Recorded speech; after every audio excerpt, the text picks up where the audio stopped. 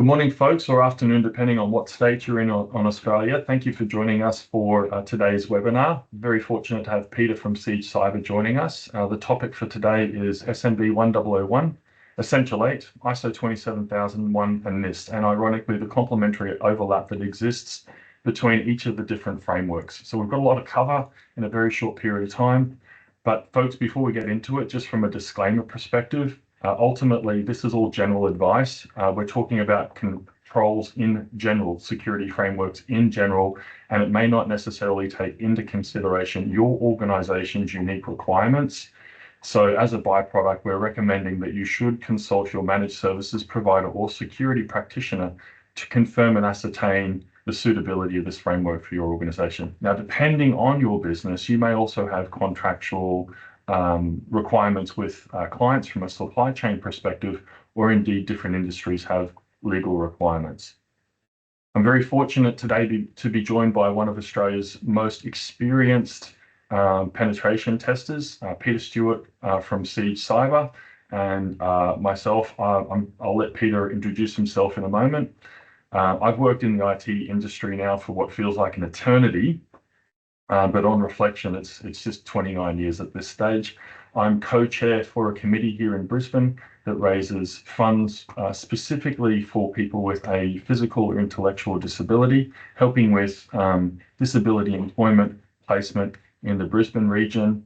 We have a similar chair and group that provides those same services in Sydney and Melbourne.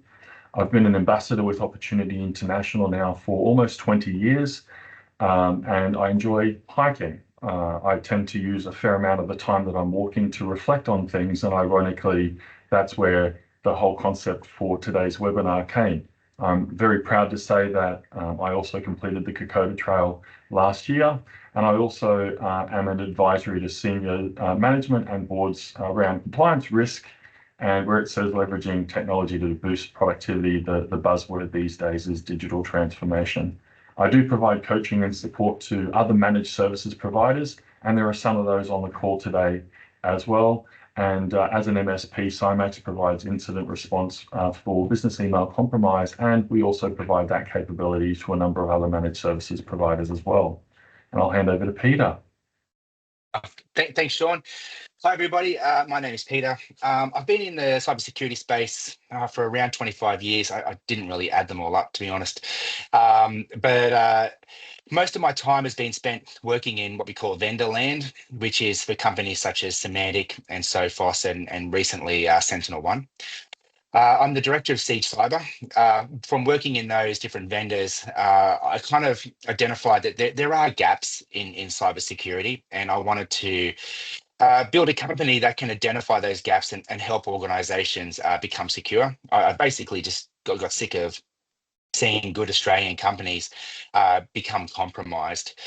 At Siege Cyber and myself, we are a penetration testing company that also offers a number of cybersecurity services, such as vCISO and compliance, like ISO 27001 and SMB1001, like we are here to talk about today. I've also put in my deck there that I spent a bit of time working in the Sophos incident response team, with what they call rapid response. The reason for that is I think we'll see a lot of the things I've seen working with companies around the world that have been compromised during a hack. A lot of those things could have been stopped if they just followed a framework such as ISO or such as SMB1001. So I want to bring that into our conversation today, hence the reason why I've sort of added it there. At Siege, we partner with MSPs. A lot of our work is working with MSPs to help secure their customers, with penetration and cybersecurity services. And we also spend a lot of time working with organizations to become ISO 27001 compliant, and more recently, SMB1001. Thanks, Peter. So in terms of today's agenda, we're going to go through a very brief introduction to the SMB1001 standard, its strengths, some of its shortcomings. We will pause for a minute silence at 11 minutes past 11. Following that, Peter will go and do a deeper dive into some of the controls within SMB1001, and time permitting, any questions that you might have. So SMB1001, another framework. It's fantastic. Why do I care? Well, the irony is that whilst we have other controls, ISO 27001, SOC 2, NIST, SIST, there's quite a lengthy list of different frameworks and controls that are available. The majority of businesses within Australia are small business. As a result, aligning to something like Essential 8 for a small business can be unpalatable from a cost perspective. So that's where SMB 1001 is a really fantastic starting place. Now, as a business, you might be going down that path, and there may be a requirement for you to have ISO 27001, or there might be a requirement for you around Essential 8. SMB 1001 is a great place to start, because from there you can move into any of these other frameworks without it feeling like you have had to reinvent the wheel. So from a cyber resilience perspective, it's a great uplift for those SMBs. And the great thing about SMB 1001, actually the great thing I'm seeing with a lot of insurance companies, is not only are they now asking, what is your Microsoft Secure score? They're now starting to ask organizations, what security framework are you aligning to? And I've seen more and more insurance companies over the last 12 months that are actually asking businesses if they can align their frameworks to SMB 1001. So it's gaining fantastic traction within the industry and in Australia as a whole. Now, a few years ago, it was known as the Cybersecurity Certification of Australia, and in November of this year, the organisation that has developed the SMB 1001 framework has evolved to an international standard. So it's now known as Dynamic Standards International, and SMB 1001, the 2025 edition, is noted as being the first edition for DSI. So not only are Australian businesses now aligning to a domestic recognised standard, they're actually aligning themselves to an internationally recognised standard as well. So there's many different standards of alignment within SMB 1001, and folks, for those of you on the webinar that have got your phones handy, if you want to just scan that QR code, I know most MSPs would recommend that you don't scan QR codes, and I'm a big believer of that, but I'm not going to be asking you to input any data. This is purely just a URL that takes you directly to the CyberCert website, and if you scroll about 2/3 of the way down, you'll see the exact same controls listed on that website. And what we've done for today's presentation is we've really just kind of brought into the gold standard. You can see there are 22 controls listed there, and we've been able to fit them onto a single page. There's a great level of depth here in regards to SMB 1001, and we'll dive into that in a little bit more time. So Peter, what is SMB 1001? So SMB 1001 is what we call a cybersecurity framework.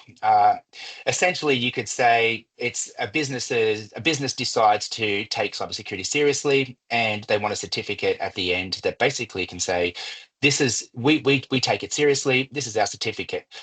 That's the fundamental thing around it, but ultimately it's made up of a number of different controls, and the controls are what we just saw on the previous slide, and there's different levels. Uh, it was first released in 2023, and it offers those 5 different levels. And the levels go from bronze to diamond. So we have bronze, silver, gold, platinum, and diamond. The first 3 levels, bronze, silver, and gold, or levels 1, 2, and 3. To achieve those, you have to go through the number of different controls. For example, with gold, there's 22 different checks that you have to go through. Once you've achieved those 22, then a director or senior level management within your organization can sign off and say, yes, we have achieved those things. And then you'll be gifted the gold standard or the gold certificate. If you move down to levels 4 and 5, there's a lot more different controls that you have to adhere to. But not only do the directors or senior level management have to sign off, you also have to get an external auditor to come in, and they will attest that, yes, you have achieved those things, which I think is a great idea. Yourself, we can go up to gold, but then we get an external auditor to take us to platinum and diamond. The certification's valid for 12 months. As you know, within cybersecurity, it's a very ever evolving. So every 12 months, we can go back in and ensure that everything's all up to date. Thanks, Peter. And certainly one of the things that I've noticed between the 23 edition and the 2025 edition is that it's a building process. They've included one or two controls that just complement the previous framework. So I think the fact that this is an annual review is a fantastic idea. Folks, as I mentioned before, I hope the Kokoda Trail, and that was for me one of the ways that I wanted to demonstrate gratitude for those who have served.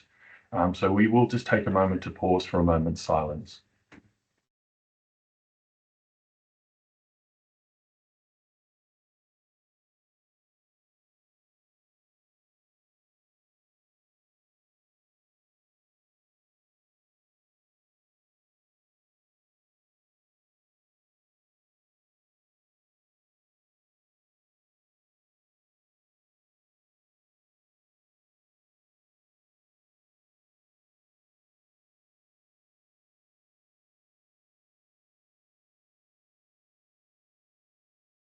Thank you for your service.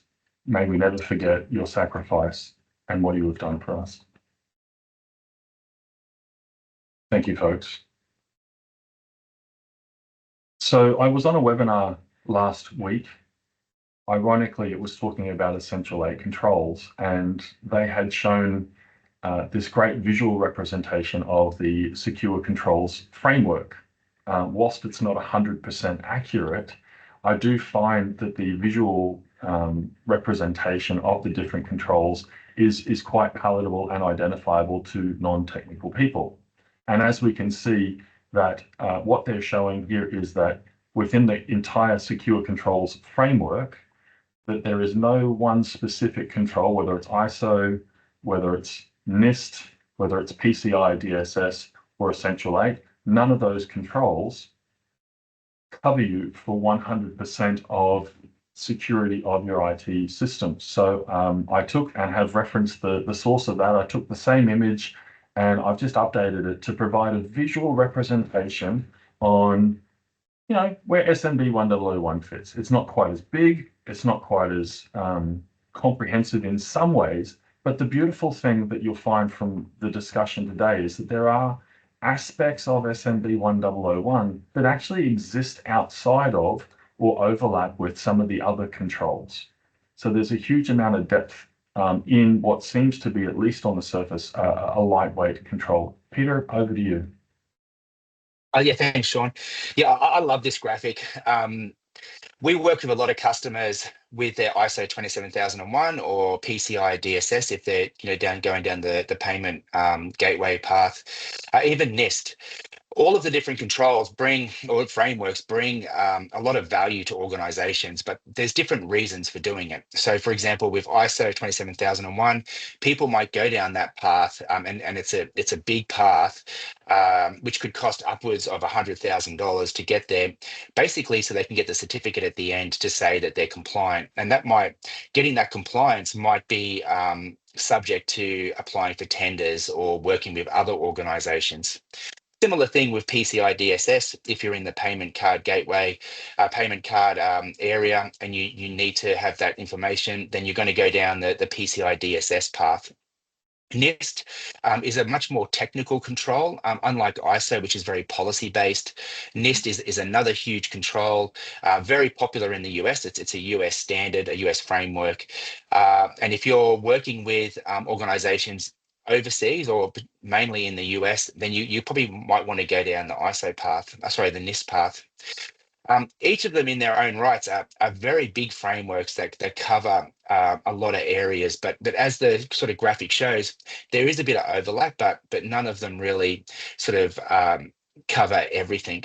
And to be honest with you, a lot of organizations, especially in Australia, we don't need that piece of paper or that certificate. And if you find yourself in that situation where you're not dealing with US organizations, so you don't necessarily need NIST, you don't need to spend over $100,000 to become ISO certified, but you do want to sort of show to the world that you take cybersecurity seriously and that you are following a best practice framework, then this is where I think SMB 1001 is the hero of the day.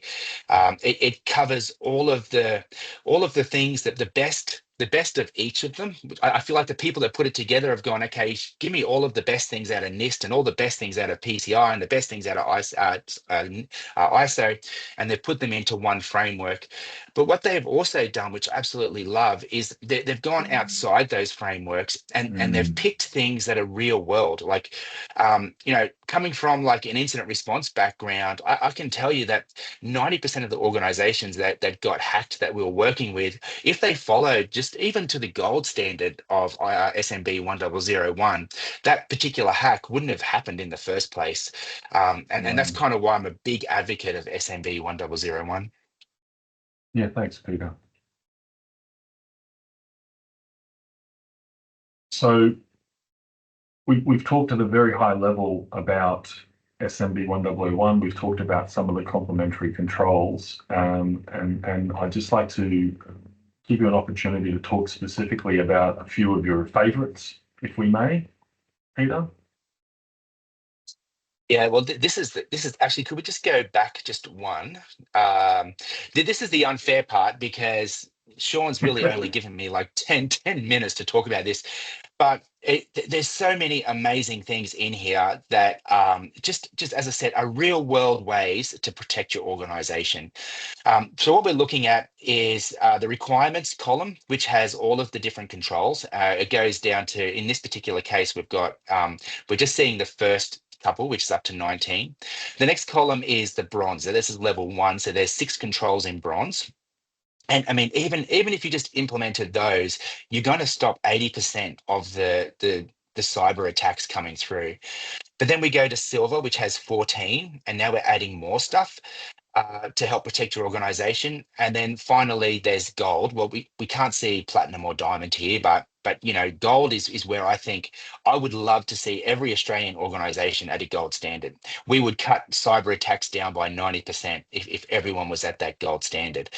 And this is what I love the most. So yeah, so Sean, again, I could talk for days, but Sean's asked me to pull out a few that I really love. I believe that QR code again is just going to take you to those controls if you wanted to sort of read them through yourself.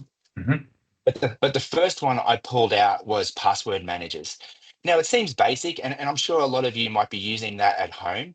But when we do pen tests, and when we do a lot of pen tests for organizations, different organizations throughout Australia, one of the first things we do, and we spend a lot of time here, is searching the dark web for breached passwords, because time and time again we'll find an employee's password that they used on LinkedIn or MyFitnessPal or one of these websites that's been compromised.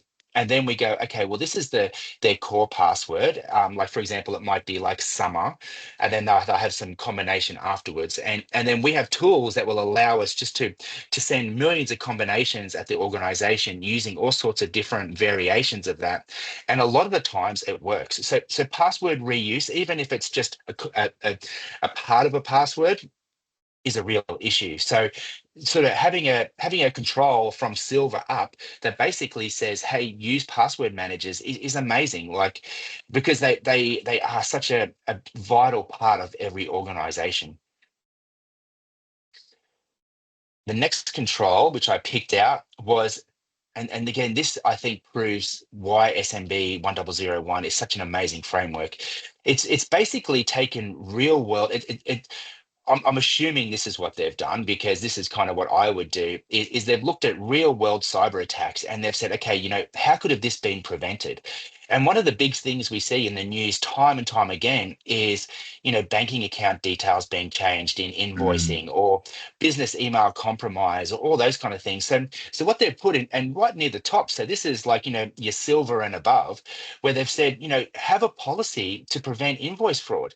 I mean, it's such a basic and fundamental thing that honestly, NIST doesn't really go into. ISO 27001 doesn't really look at too much.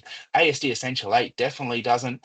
Like, so But this is fundamental that every organization should have, is a policy that goes, don't pay the invoice unless you get a verification or unless you follow these particular procedures. So again, this is just one of the reasons why I really love SMB 1001. Peter, what I really like about these two controls that you've chosen is that they're not necessarily directly related to being a technical control. Human beings are creatures of habits, and we do, unfortunately, tend to reuse or recycle the same passwords through different sites. So again, SMB1001, why should I care? If you happen to use the same passwords or even a similar style of combination on a third-party website, and let's use LinkedIn as an example. There's a lot of businesses or business users that have had their credentials harvested as a byproduct of the LinkedIn breach many, many years ago. And as a creature of habit, if you're using those same credentials for logging into your Microsoft 365 ecosystem, then all of a sudden they've got access to your data. Ironically, with Control 13 that Peter's highlighted here is we've worked with organizations that have these controls in place, and it's actually not been the absence of the control, it's been the human being that hasn't followed the control or the process that's there. So it's one thing to have these controls. Human beings know that they should change their passwords. Human beings by nature rarely change their passwords, and that's where a really good password manager comes into place. Having human beings understand the importance of controls like prevention of invoice fraud, it's paramount to an organization. But Peter, as you've highlighted, it's just outside of a lot of the other standards that we've seen, which is why it's brilliant. Not wanting to steal your thunder, I'll let you continue. No problem at all. And then we have Old Faithful, which is the multi-factor authentication. We've been telling everyone for years, you need multi-factor, and most of the other frameworks at this stage are also saying that.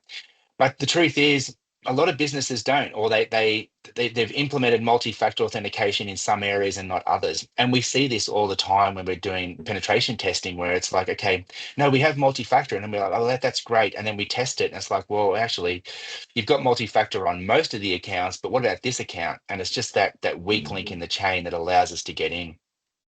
This is also, reaching into my experience working with like hundreds of organizations, literally having the worst day of their lives when I was in the Sophos incident response team. If we track back most of the attacks, it's because of account compromise. Again, password reuse or information found on the dark web or multi-factor not being enabled. So I know everybody probably on this call knows that, yes, I must have multi-factor. It's not just one of those things. It has to be a mandatory thing, and it has to be across the whole environment.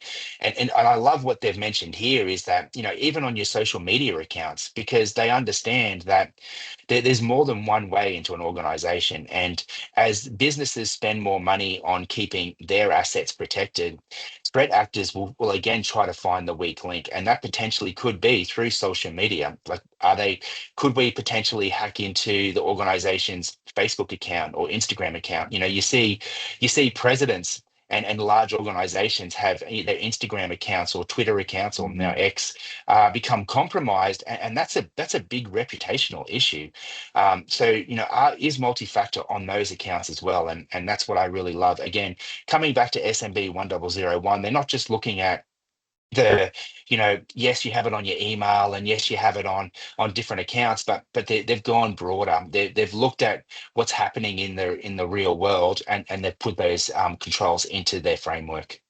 Couldn't agree more. I like that you picked Control 18, Peter. Yes. Again, working within not so much penetration, but at Sophos doing the incident response, you're working with organizations that are literally having the worst day of their lives. They've come into work, and generally it's on Christmas Eve. The systems are down. They can't use their email. They've pulled the plug on the firewall, so they can't get access to the internet. What do you do? How do you get out of the ransomware attack, and what sort of steps do you take? So having something like an incident response plan is critical, and it should be printed out, and it should be on your bookshelf ready to go. It should have all of your contact details. It should have your insurance details, your MSP's details. It should have information as to what sort of data you need to collect, or who's available at certain times. And we just see, unfortunately, time and time again, we've been talking about incident response plans for a long time, but people just haven't taken that step. So having a framework like this, and at the, it's not in the bronze or silver, which is good, because that's kind of organizations coming in, but at that gold level and above, it really should be mandatory that, yeah, you have an incident response plan that you can pull off the shelf and says, look, don't communicate over Teams, because there's a very good chance that the threat actor's looking at those communications. Let's move to this um, Telegram channel or signal group that we can all share information as to what's happening in the organization, and sort of cut that threat actor out. Like, I can't stress enough how much incident response plans have saved organizations, because time is of the essence, and having that in place just can really benefit you. I completely agree. And folks, for those of you that are on the webinar today, earlier this year, we had done a co-presentation with Emergence Insurance and Hunter Broking, and we talked, and that the whole context of that webinar, the subject was having a construction of a cyber incident response plan. So at the end of today's call, today's webinar, if that's something you'd like, I believe we've still got that one on file. Reach out to me, and we'll get you a private link to that particular webinar as well. Now, folks, before we move on to the last couple of slides, it would be remiss of me to not highlight the value and the importance of conducting some penetration and vulnerability testing within your organization. As I shared before, philosophically at Cymax, we believe it should be a third party, should be separate to the existing managed services provider that you've got. And that's not so that they're plugging holes in what the MSP's done wrong. It's a specialist organization with a mindset that is focused on looking for these holes. Managed services is around keeping the lights on and keeping your business running. And it takes a different skill set and a completely different mindset when you're looking at things from a threat actor, from a hacker's perspective. So this is where the two organizations work in partnership and in collaboration. And my belief is that by engaging a third party, you're getting maximum value for your investment there. I'll leave this one with you, Peter. Yeah, thanks. So it goes without saying, any particular framework is not going to get you 100% secure. I don't want you to walk away from today's session and go, well, if I just tick all these boxes, then I'm never going to get attacked. Unfortunately, that's just not the world we live in, and that's why I believe the team at SMB1001, want us to go through this every 12 months. Engaging with an organization that can help keep you secure is mandatory. But just know that, from my experience, and a lot of it is real world, is that it's going to get you pretty close, but it's never going to get you to that 100%. Yeah, I completely agree. Yeah. So one of the things that we talk about internally with our team here, as much as they would like to have the gold standard, or as we've identified here, the diamond or the platinum standards that are available through SMB1001, the reality is, for our engineers, we're trying to educate them all the time that our clients are not the Pentagon. And we will transparently go out to our clients and say, we brief our engineers, they know that you're not the Pentagon, so we're not coming to you with Pentagon standards of security requests that we're making. But we also manage expectations, and we say, if the Pentagon can spend the budget on defense and prevention that they can, and the Pentagon can still be breached, it's important to understand that if you're rolling out these security frameworks, it doesn't guarantee that you're not going to be compromised. You've got to take a pragmatic approach here. If the asset value of your data is $1 million and it's costing you $10 million to protect it, it's just not tenable. So it has to be the right fit, and we use that seesaw analogy around that. So I couldn't agree with you more. Folks, one question that's come up recently is ironically around the implications of leveraging AI and how does that work within SMB1001. And what I would advise is that they're actually two separate topics. There's an MSP that has spoken, and I think they've taken a fantastic position where they're saying to their clientele, unless you have a security framework and you are at a particular security standard, they're not recommending that you undertake AI. There's whole considerations around data leakage prevention, data classification, and technically just unleashing this automated machine within your data and your ecosystem. So certainly rolling out something like SMB1001 would be a good place to start. But certainly if you're going to implement AI, or you're planning AI as part of your 2025 strategy, reach out to your MSP and have a conversation around just how the two frameworks need to align. And before you do anything, statistically, we're seeing probably 50% of your staff are already using AI. So if you don't have an AI policy, that would be a really good place to start.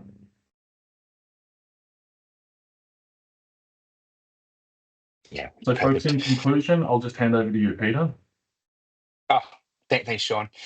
Yeah, look, I suppose wrapping it all up in the short time we have, SMB 1001 is an amazing place to get started. But security is a journey. So you're going to be constantly, well, you should always be constantly trying to evolve with the latest security threats. Always seek legal advice. Both Sean and I, we're just passionate about helping people, but it's always a good idea to have legal advice. Have a look at we'll confirm your contractual and regulatory requirements. For example, if you're in the finance sector, maybe APRA CPS 234 is more in line with what you're looking for. If you need that ISO certification, maybe you need to go down the ISO 27001 path. If those aren't requirements, then I can't highly recommend enough SMB 1001 for all organizations. And finally, engage with a security professional. CISSP is a professional level certification. They sort of kind of guarantees you that you're talking to someone that knows what they're talking about. Be aware that there are a lot of people, cybersecurity has become a bit of a buzzword lately. So we are seeing a lot of new people coming into the industry that don't quite have the same level of experience. But always seek guidance from a professional, and yeah. Couldn't agree with you more. Now, folks, I'm a big believer on Thanks. starting on time and finishing on time. We've run a minute over, and I want to thank you for your time today. No doubt you have questions. I'll leave this final slide up for a few minutes so that you can grab our contact details. One of the questions that's come through was just in regards to my contact information. What I would say to you, and I completely agree with what Peter said before, CISSP is an internationally recognized accreditation standard for professionals like Peter. And if you were to reach out to me with any questions, as a managed services provider, we have a number of CISSPs that I can put you in contact with, people like Peter, in most of the capital cities around Australia. And we recommend that you have that conversation with them just around that alignment first to ensure that it does meet your business's needs. So folks, we'll just leave this up for another moment.